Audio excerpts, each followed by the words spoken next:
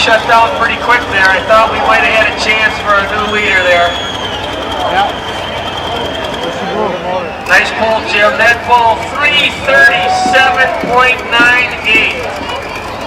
337.98. Not enough to take the lead, but would have been second place. Very high.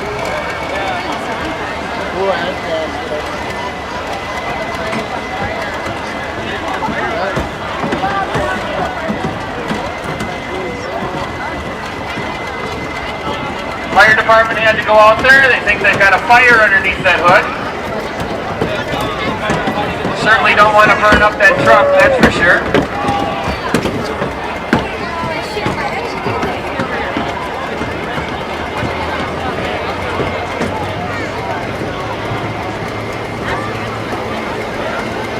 Next puller on our side, over here on the far side from you, Mark Cartwright for Big Ben. That's pretty white. For the 1466.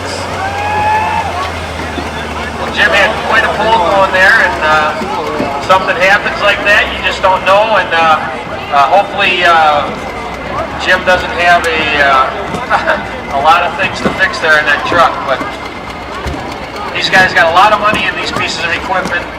They pull all over Wisconsin, and